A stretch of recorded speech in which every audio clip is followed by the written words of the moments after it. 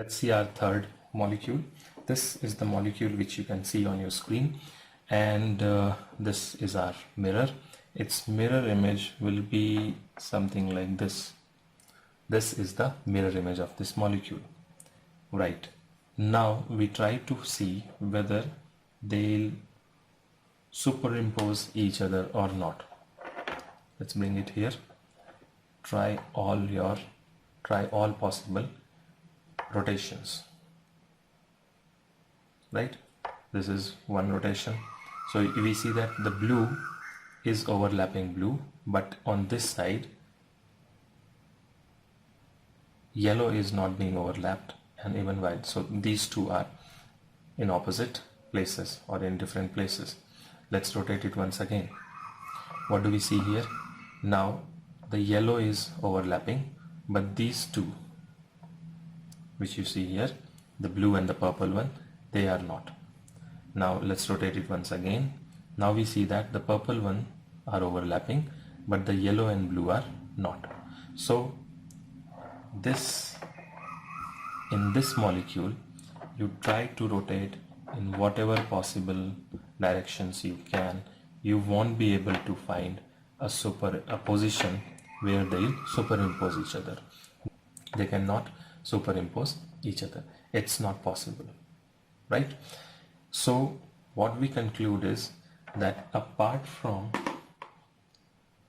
basic or the obviously visible difference between these two groups, right? This group on the left has identical groups attached to the carbon atom, or you can say there are at least one duplicate group attached to the central carbon atom, but in the right one all the groups are different. The groups attached to the central carbon atom, all of them are different.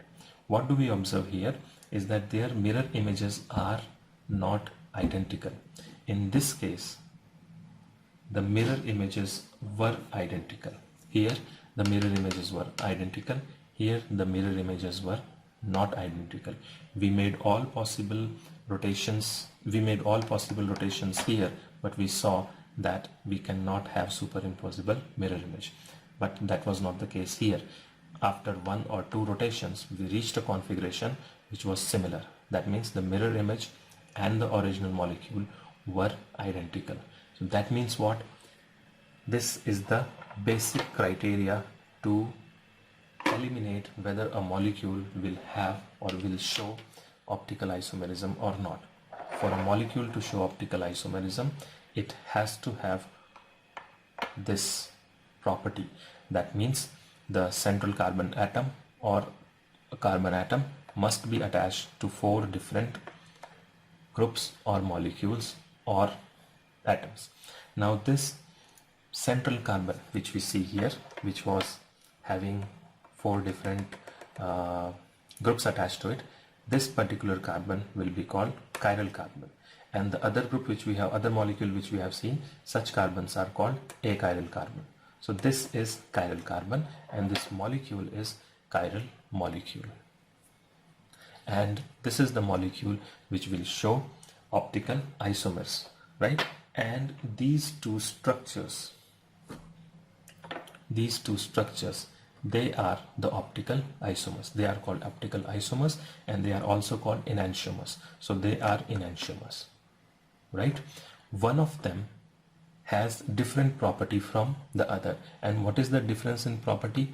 If this molecule rotates the plane polarized light in one direction, say clockwise direction, then this will rotate the plane polarized light in opposite direction. That is, if this rotates in clockwise direction, this will rotate in anti-clockwise direction. If this rotates in anti-clockwise direction, then this will rotate in clockwise direction.